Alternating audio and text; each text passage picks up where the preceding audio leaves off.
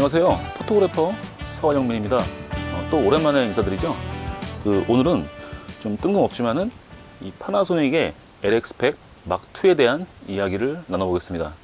이 카메라가 나온 지가 벌써 한 2018년 겨울로 알고 있는데 좀 됐죠.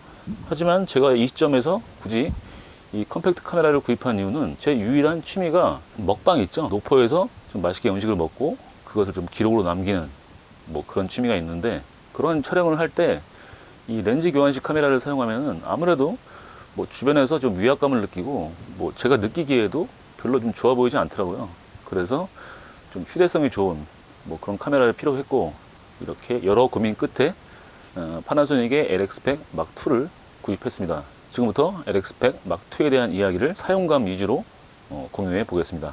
큐! 우선 제가 이 카메라를 구입하기 전에 좀 물망에 오른 그런 4가지 모델이 있었는데요.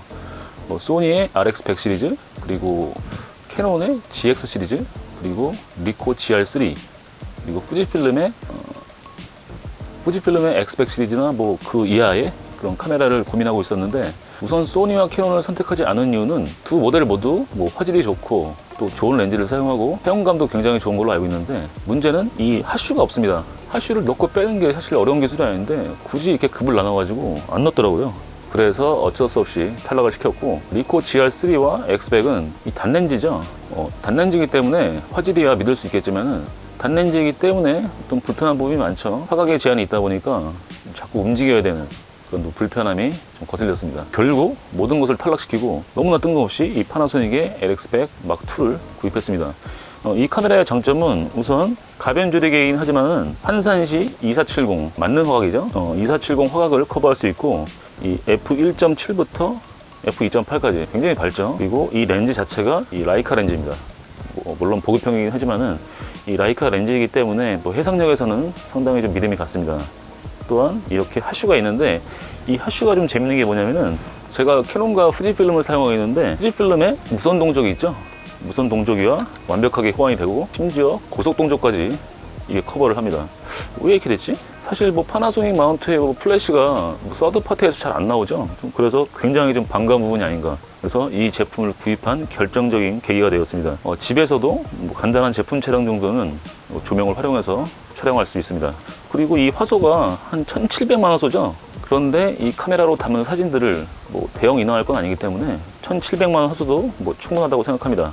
그리고 저는 먹방뿐만 아니라 이 영상 촬영을 할 때 그 과정들을, 그런 것들을 좀 꼼꼼하게 좀 기록하는 편이에요. 왜냐하면은 좀 같은 실수를 반복하지 않기 위해서 좀 꼼꼼하게 기록을 하는데, 그것을 사진이나 영상 그런 것들을 담기에도 이 카메라가 그냥 목에 걸고 쓰기에 너무 좋았습니다. 또한 뭐 제가 여행을 자주 가는 편은 아니지만은 여행 갈 때 정말 여행을 즐기기 위해서 좀 렌즈 교환식 카메라보다는 사용감이 좋더라고요. 화질도 뭐 날씨만 좋다면 충분히 좋기 때문에 굉장히 만족스러웠습니다.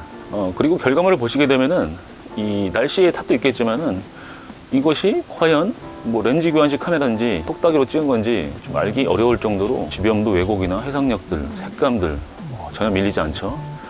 그런 것들이 상당히 마음에 들었고, 또 나름 렌즈가 밝기 때문에 이 아웃포커싱도 뭐 봐줄만 했습니다. 그리고 f1.7이니까 실내에서 먹방 찍을 때 너무 편하더라고요. 감도를 한 800 이상만 올려도 정말 충분한 셔터 스피드를 확보할 수 있었고, 접사 기능을 통해서 이렇게 영롱한 결과물을 얻을 수 있었습니다. 근데 이 카메라가 참 어처구니 없는 좀 단점이 있는데, 초점이 AF 메커니즘이 이게 컨트라스트 방식이죠. 그러다 보니까 잘 못 잡아요. 좀 어처구니 없을 정도로. 주간에 뭐 순광에서는 상관없는데 뭐 역광이나 실내에서 좀 조도가 떨어지는 그런 상황에서는 핀이 좀 많이 나가거나 잘 못 잡더라고요. 때문에 이 초점을 잡을 때 좀 컨트라스트가 분명한 부분, 경계 부분, 그런 부분에 초점을 맞춰서 촬영하는 방법을 선택했습니다. 또한 이 LCD가 그냥 바보 같은 게, 이 펑션 기능 있죠? 펑션 뭐 녹화 버튼 뭐 이런 것들이 바로 위에 달려 있는데, 이 버튼 위치 때문에 자꾸 LCD를 누르게 돼요. 그러니까 오작동이 생기겠죠. 이런 어처구니 없는 실수를 또 했어요. 이게. 아마 이건 촬영자 입장에서 설계한 게 아니라 진짜 개발자 입장에서 그냥 달기 좋은데 그냥 단 것 같아요. 그리고 이 메뉴에 들어가시면은 이 메뉴에 이런 모든 설정이나 변경들이 좀 애매하게 해놨어요. 쓰여지는 단어가 좀 낯설더라고요. 아마도 제가 캐논을 좀 오래 쓰다 보니까 지금 캐논이 굉장히 좀 직관적이죠. 캐논 쓰던 사람들은 좀 공부를 해야 되는 그런 카메라였습니다. 그리고 이 파나소닉 자체가 워낙에 영상에 좀 최적화된 브랜드죠. 그래서 이 4K 영상도 가능하고 뭐 24프레임, 뭐 30프레임, 뭐 60프레임 다 되는데 진지하게 영상을 찍는 목적이라기보다는 그냥 여행 가서 좀 기록을 남기는 뭐 브이로그 같은 거 그런 거 찍을 땐 좋은 것 같아요. 그리고 파나소닉이 원래 손떨림 보정의 원조죠. 이 손떨림 보정 기능도 상당히 좋았습니다. 일상적인 생활에서 브이로그 카메라로서도 충분히 매력적인 장비라는 생각을 했습니다. 그리고 이 카메라의 그 노이즈에 대해서 좀 궁금하신 분들이 좀 있을 것 같은데요. 제가 뭐 3200, 한 1600 이상, 뭐 3200, 6400 좀 사용해 본 결과 좀 많이 떨어져요. 역시나 그 렌즈 교환식 카메라에 비해서 확실히 이 안부 노이즈, 뭐 컬러 노이즈, 뭐 컨트라스트 노이즈, 뭐 보정을 했을 때도 이 안부를 좀 살리다 보면은 초록색 색감이 끌어올라오고 막 좀 그런 부분이 좀 안타까웠어요. 때문에 야간에 좀 제대로 된 사진을 찍고 싶다면은 반드시 삼각대를 사용하고 아주 안정적인 환경에서 촬영을 하시는 걸 추천드립니다. 결론을 내리자면요, 충분히 좋은 카메라고 뭐 여러 가지 단점도 있었지만은 우선 이 핫슈를 사용해서 이 후지필름 마운트의 고속 동조기로 제품 사진 촬영이 가능하다는 거, 그런 것들이 상당히 매력적이었습니다. 저 같은 경우에는 사실 이 핫슈 기능 때문에 이 카메라를 샀다고 해도 과언이 아닐 정도로 만족감이 높았습니다.